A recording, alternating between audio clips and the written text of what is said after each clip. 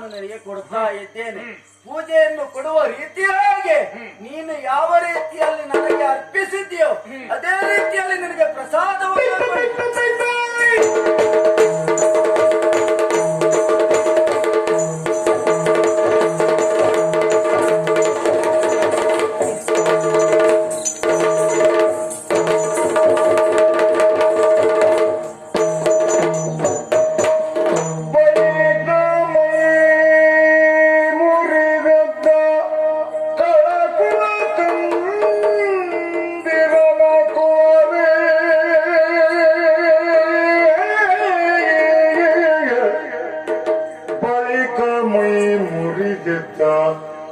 ಕಳಕುಲ ಚಂದಿರನ ಕುವರ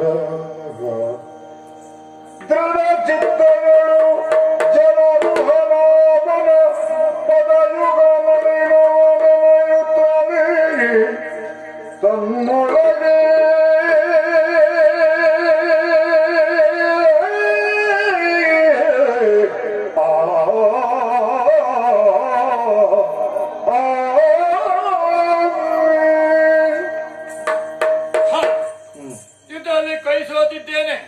ಕೈ ಸೋತರೆ ಸಾವು ನನ್ನ ಪಾಲಿಗೆ ಬರಲಿಲ್ಲ. ಹೋರಾಡುವುದಕ್ಕೆ ಮನಸ್ಸಿಲ್ಲ ಯಾಕೆ? ಪೂಜನೆಯ ಭಾವನೆ ಇವನಲ್ಲುಂಟು. ಇವನೇ ರಾಮಚಂದ್ರ ಎಂಬುದಾಗಿ ನಾನು ಹೋರಾಟ ಮಾಡ್ತಾ ಇದ್ದೇನೆ. ಆದರೆ ನಾನು ಆಲೋಚನೆ ಮಾಡಬೇಕಾಗಿದೆ. ನರರಿಗೆ ಬಲು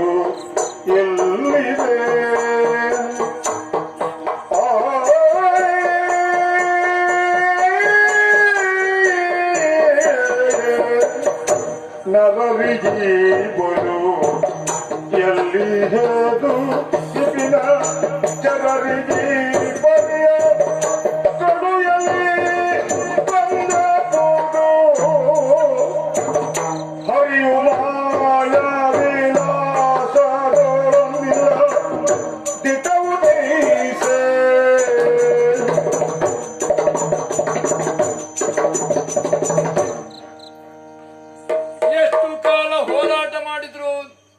ನನಗೆ ಸಾವು ಬರುವುದಿಲ್ಲ ಅಂತ ತಿಳ್ಕೊಂಡಿದ್ದೇನೆ. ಯಾಕೆ ಇವ ಬಿಡುವ ಬಣ ಬಹಳ ನಮಗೆ ಸಾಕಾಗುವುದಿಲ್ಲ. ಹಾಗಂತ ಬದುಕಬೇಕೆಂಬ ಆಸೆ ಸರ್ವತ ನನ್ನ ಪಾಲಿಗಿಲ್ಲ. ಹುಟ್ಟಿದ ಪ್ರತಿಯೊಬ್ಬ ವ್ಯಕ್ತಿಗೂ ಸಾಯಲೇಬೇಕಲ್ಲ. ಸಾಯುವುದೇ ನಿಜವಾದ ಧರ್ಮವೇ ಹೌದು. ಆದ್ರೆ ಸಾವು ಹೇಗೆ ಬರಬೇಕು? ಒಳ್ಳೆ ರೀತಿಯ ಸಾವು ಬರಬೇಕು. ನಾನು ಹೋರಾಟ ಮಾಡಿಕೊಂಡಿದ್ದೇನೆ. ವೀರ ಸ್ವರ್ಗ ನನ್ನ ಪಾಲಿಗೆ ಬರ್ತದೆ. ಬರುವುದಾದ್ರೂ ಯಾರಿಂದ? ಈ ಮಹಾನ್ ವ್ಯಕ್ತಿಯಿಂದ ಬರ್ತದಲ್ಲ. ಹಾಗಾಗಿ ಇವನಲ್ಲಿ ಹೇಳುವುದು ನಾನು ಇಷ್ಟೇ. ತಡವಿದೆ ತಕು ವೀರ ಬೇಕದೆ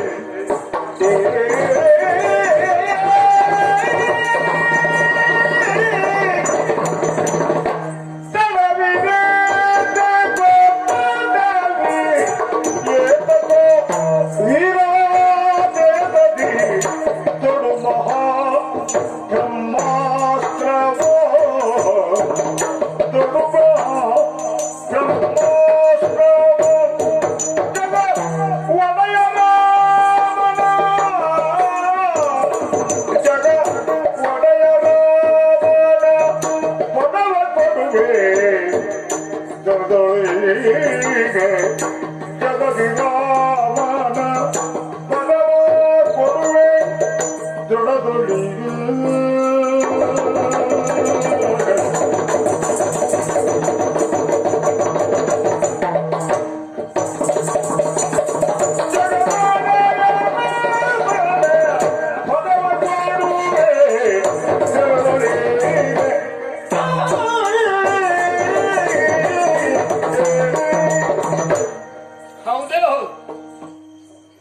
ಯುದ್ಧ ಮಾಡುವ ಮಧ್ಯದಲ್ಲಿ ನೀನು ಸ್ಮರಣೆ ಮಾಡಿದ್ಯಾ?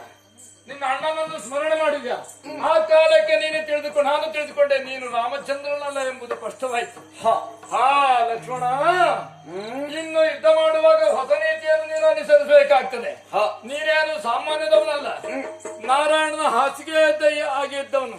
ಕ್ಷೀರಸಾಗದಲ್ಲಿ ಶೇಷ ಅಂತ ತಿಳ್ಕೊಂಡಿದ್ದೇನೆ. ಓ ಶೇಷರೂಪಿಯಾದ ಲಕ್ಷ್ಮಣನೇ, ಇನ್ನು ಬದುಕಬೇಕೆಂಬ ಆಸೆ ಸರ್ವತ ನನ್ನ ಪಾಲಿಗಿಲ್ಲ. ಹಾಗಂತ ನನ್ನನ್ನು ಕೊಲ್ಲುವುದಕ್ಕೆ ನೀನು ಆಟವಾಡ್ತಾ ಇದ್ದು ಸಾಧ್ಯತೆ ಇಲ್ಲ. ಯಾಕೆ ಗೊತ್ತುಂಟ? ನೀನು ಕೊಡುವ ಅಸ್ತ್ರವೇ ಅಲ್ಲ, ಯಾವುದೇ ಅಸ್ತ್ರ ಆಗಲಿ ಶಸ್ತ್ರವಾಗಲಿ ನನ್ನ ಪಾಲಿಗೆ ಏನು ಮಾಡುವುದಿಲ್ಲ. ನಾನು ಆರ್ಜಿಸಿದಂತ ತಪಸ್ಸಿನ ಫಲ ಹಾಗೆ ಇದೆ. ಆದ್ರಿಂದ ಹೇಳ್ತೇನೆ, ನನಗೂ ಕೆಲವು ಕಾಲ ಯುದ್ಧ ಮಾಡ್ಬೇಕಂತಿಲ್ಲ. ಎಷ್ಟೊತ್ತಿಗೆ ಈ ಒಂದು ರೂಪಕ್ಕೆ ಮೋಕ್ಷ ಸಿಗ್ತದೆ ಅಂತ ಆಲೋಚನೆ ಮಾಡಿಕೊಂಡಿದ್ದವ ನಾನು. ಹಾಗಾಗಿ ರಾಮನನ್ನ ನೆನೆಸ್ತಾ ನಾನು ಇರ್ತೇನೆ. ನೀನು ತೊಡುವುದಾದ್ರೆ ಯುದ್ಧ ಮಾಡುವ ಮುಂದೆ ಬ್ರಹ್ಮಾಸ್ತ್ರವನ್ನು ತೊಟ್ಟು ಪ್ರಯೋಗ ಮಾಡು, ನನ್ನ ಮಾಡು. ಅತಿಕಾಯ, ಇಲ್ಲಿಯವರೆಗೆ ನೀನು ಯುದ್ಧವನ್ನು ಮಾಡಿದ್ದೀಯ ಸರಿ, ಆದರೆ ನೀನು ಮಾಡಿದಂತ ಯುದ್ಧ ಯಾವ ರೀತಿಯಲ್ಲಿ ಉಂಟು? ಭಕ್ತಿ ಭಾವನೆಗಳಿಂದ ಕೂಡಿದಂತಹದ್ದು. ಆದ ಕಾರಣದಿಂದಾಗಿ ನಿನ್ನ ಮನಸ್ಸಿನಲ್ಲಿ ಭಕ್ತಿ ಎನ್ನುವುದು ಹೊರ ಚುಮ್ಮುತ್ತಾ ಉಂಟು.